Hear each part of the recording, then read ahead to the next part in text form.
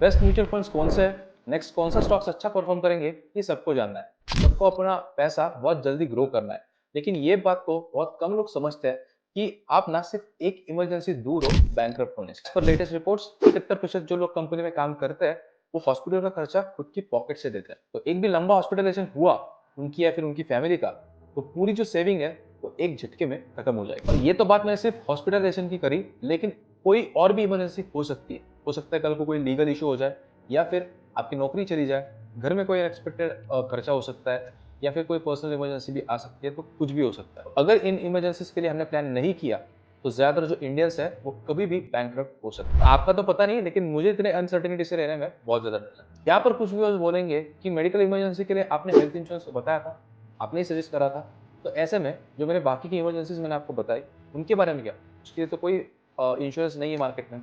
तो ऐसे में हमें इसके लिए एक फंड यहाँ पर तैयार करना पड़ेगा जिसको हम लोग कहेंगे इमरजेंसी फंड। तो जब भी फाइनेंशियल जर्नी शुरू करो तो सबसे पहले इमरजेंसी फंड बनाओ, ना कि सबसे पहले ये ढूंढो कि बेस्ट म्यूचुअल फंड्स कौन से है, बेस्ट स्टॉक्स कौन सा है। इससे पहले आपको अपना इमरजेंसी फंड बनाना बहुत ज्यादा इंपॉर्टेंट है। मुझे लगता है कि इमरजेंसी फंड क्यों बनाना चाहिए इसके लिए तो मैंने आपको कन्विंस कर लिया। बस ये फंड बनाना कैसे है, कितना बड़ा होना चाहिए और इसको रखना कहाँ है, इन सारे सवालों के जवाब इस वीडियो में देखेंगे, तो वीडियो को एंड तक जरूर देखिए। इमरजेंसी फंड होता क्या है और क्यों होना चाहिए ये तो समझ में आ गया, लेकिन कितना बड़ा होना चाहिए ये देखिए। यहाँ पर काफी सारे एक्सपर्ट्स का ये कहना है कि अगर आपके पास 6 महीने का खर्चा भी होगा तो भी आपका इमरजेंसी फंड काफी है। यानी कि अगर आपका 1 महीने का खर्चा 25,000 है तो उसको 6 से मल्टीप्लाई कर दो, यानी कि 1.5 लाख रुपए का इमरजेंसी फंड अगर आपके पास हो तो उतना ठीक ठाक है। लेकिन मुझे ये लगता है कि इसके अंदर ना काफी सारी चीजें मिसिंग है। इमरजेंसी फंड ना पर्सनल फाइनेंस का एक बेसिक टॉपिक है और कुछ रीजन है जिसकी वजह से ये पर्सनल फाइनेंस के अंदर आता है। तो इमरजेंसी फंड ना हर एक के लिए डिफरेंट हो सकता है। किसी के लिए 6 महीने का खर्चा हो सकता है, किसी के लिए 12, तो किसी के लिए 18। इंपॉर्टेंट पॉइंट ये आता है कि डिसाइड कैसे करें। तो यहाँ पर एक इंपॉर्टेंट पॉइंट ये है कि कितनी अमाउंट होने से, यानी कि कितने महीने का फंड होने से आपको पीस ऑफ माइंड मिलेगी। हो सकता है आपको 6 महीने का अगर आपके पास फंड हो तो आपको पीस ऑफ माइंड मिल सकता है, लेकिन मैं थोड़ा सा कंजर्वेटिव हूँ। मुझे लगता है कि मेरे पास कम से कम 12 महीने का फंड होना। यहाँ पर ना काफी सारे एक्सपर्ट्स एक पॉइंट को मिस कर देते हैं, और जो कि है कि अगर आप अपने बैंक अकाउंट स्टेटमेंट को देखोगे और उसके हिसाब से 6, 12 या 18 से मल्टीप्लाई कर दोगे, तो जो नंबर आपको मिलेगा इमरजेंसी फंड के लिए वो अनरियलिस्टिक नंबर होगा। ऐसा मैं क्यों बोल रहा हूँ, क्योंकि अभी आपको सैलरी आ रही है, एक फिक्स सैलरी आ रही है, उसमें से आप घर के लिए कुछ पैसा खर्च कर रहे हो और बाकी का पैसा आप बाहर खाने में, कपड़ों पर, ट्रिप्स पर, इन सब पर खर्चा कर रहे हो। तो आप जब इमरजेंसी फंड बना रहे हो तो इमरजेंसी फंड होता है इमरजेंसी के वक्त। जैसे कि अगर आपका जॉब चला जाए, तो कल को अगर जॉब चला जाए शॉपिंग के लिए या फिर घूमने के लिए, बाहर का खाने के लिए थोड़ी ना जाओगे। तो आपको जो फंड बनाना है वो जो आपका महीने का जो बेसिक खर्चा है, जो आपको लगना ही लगना है, उसके हिसाब से आपको मल्टीप्लाई करना है। तो हो सकता है आप 25,000 रुपये कमा रहे हो, लेकिन घर में जो बेसिक नीड है उसके लिए आप 30 से 35,000 रुपये खर्चा कर रहे हो, तो उसी को आपको मल्टीप्लाई करना है 6, 12 या 18 से, जिससे आपको एक रियलिस्टिक नंबर मिलेगा। आपका स्ट्रेस भी नहीं बढ़ेगा, मतलब एक रियलिस्टिक नंबर आपको मिल जाएगा अपने इमरजेंसी फंड बनाने के। तो ये तो समझ आ गया होगा कितना बड़ा फंड हमें चाहिए, लेकिन इतना बड़ा फंड कैसे बनाना है, लाइक प्लान कैसे करना है, ये देख लेते हैं। यहाँ पर ना इसकी प्लानिंग करने के लिए आपको अपनी फर्स्ट या सेकंड सैलरी से इसकी शुरुआत करनी पड़ेगी। सबसे पहले आपको अपने इंश्योरेंसेस प्लान करने हैं और उसके बाद अपना इमरजेंसी फंड प्लान करना है। म्यूचुअल फंड, स्टॉक्स, ये बहुत बाद में आता है। प्लान करने के लिए आप अपने महीने का जो सैलरी आपको आती है उसमें से एक फिक्स अमाउंट हर महीने सेविंग कर सकते हो। जैसे कि अगर आपको 50,000 की सैलरी मिलती है तो उसका 20% की 10,000 रुपये आप एक स्टैंडिंग इंस्टीट्यूशन दे सकते हो कि डायरेक्टली कट होकर दूसरे अकाउंट में चले जाए।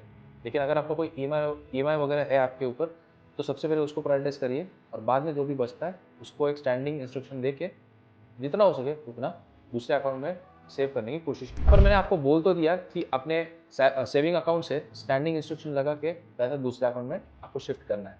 लेकिन ये दूसरा अकाउंट होगा क्या, क्या होगा इसके अंदर, लाइक आपको दूसरा सेविंग अकाउंट होगा या फिर एफडी में पैसा डालना है या फिर म्यूचुअल फंड में डालना है, करना क्या है इस पैसे। तो ये देखने के लिए इमरजेंसी फंड में 3 चीजें होना बहुत ज्यादा जरूरी है। सबसे पहला कि आपको जो फंड है वो वोलेटाइल नहीं होना चाहिए।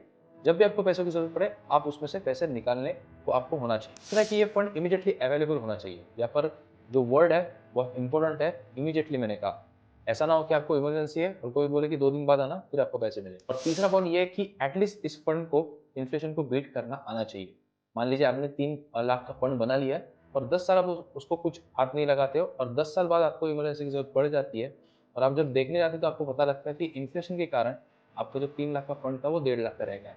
तो ऐसा नहीं होना। 3 पॉइंट्स मैंने आपको बताया, तो ये 3 फिल्टर लाके देखते हैं कि हमारे लिए बेस्ट ऑप्शंस कौन-कौन से। यहाँ पर इक्विटी म्यूचुअल फंड्स या फिर स्टॉक वाली ऑप्शन खत्म हो गई क्योंकि वो बहुत ज़्यादा वॉलेटाइल है और हमें स्टेबल ऑप्शन चाहिए। तो ऐसे में हमारे पास सिर्फ 3 पर्याय बचते हैं, सेविंग अकाउंट, एफडी या आरडी या फिर डेट फंड्स। यहाँ पर मैं कॉम्बिनेशन चुनूंगा सेविंग अकाउंट और एफडी का, जिसके कारण सेविंग अकाउंट की स्टेबिलिटी और लिक्विडिटी मिलेगी और एफडी के रिटर्न्स मिलेंगे। इस सुविधा का मैं लाभ उठा सकता हूँ by enabling auto sweep facility in my account. जैसे ही एक राशि के ऊपर मेरा बैलेंस चला जाएगा, वो एफडी में कन्वर्ट हो जाएगा।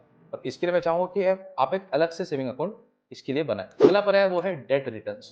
यहाँ पर आपको 8 से 10 ऑप्शन देखने को मिल जाते हैं, ultra low duration, liquid funds वगैरह वगैरह। लेकिन हम इमरजेंसी फंड बना रहे हैं, तो इसीलिए यहाँ पर मैं चुनूंगा लिक्विड फंड्स, जो कि आपको 7% के आसपास का रिटर्न आपको यहाँ पर आप एक्सपेक्ट कर सकते हो और काफी लो वोलेटिल है। लिक्विड फंड्स का जो सेटलमेंट है T+1, यानी कि अगर आप आज रिडेम्पशन की रिक्वेस्ट डालोगे तो आपको आपका पैसा कल मिलेगा। लेकिन उसके लिए अगर बीच में आपको बहुत ही इमरजेंसी है तो आप अपने क्रेडिट कार्ड्स भी इस्तेमाल कर सकते हो। काफी सारे व्यूअर्स के दिमाग में ये आ रहा होगा कि हम लोग एफडी और लिक्विड फंड्स दोनों में पैसा क्यों लगा रहे हैं, क्योंकि लिक्विड फंड्स का जो रिटर्न है वो एफडी से भी कम है। तो ऐसे में आज लिक्विड फंड्स कम रिटर्न दे रहा है, लेकिन हो सकता है कि आगे आने वाले समय में वो ज़्यादा रिटर्न दे दे, क्योंकि 2014-15 में लिक्विड फंड्स कुछ 9-10% के आसपास रिटर्न दे रहा था, वहीं पर एफडी आपको 8% का रिटर्न दे रहा है। तो इसीलिए मैं कहूँगा कि आपको अपना पोर्टफोलियो डाइवर्सिफाई करना चाहिए, इसलिए दोनों में इन्वेस्ट करना बहुत ज़्यादा जरूरी है। एक बात मैं आपको बताना चाहूँगा जो आपको काफ़ी सारे एक्सपर्ट्स भी नहीं बताएंगे। यहाँ पर जब भी मुझसे कोई पूछता है तो मैं बताता हूँ कि आपके फंड का 10 से 20% हिस्सा आपके पास कैश के रूप में या फिर गोल्ड कॉइन के रूप में होना चाहिए। लेकिन आप कहोगे कि यार कैश पे कोई रिटर्न नहीं मिलता है और गोल्ड कॉइन रखना भी सेफ नहीं है।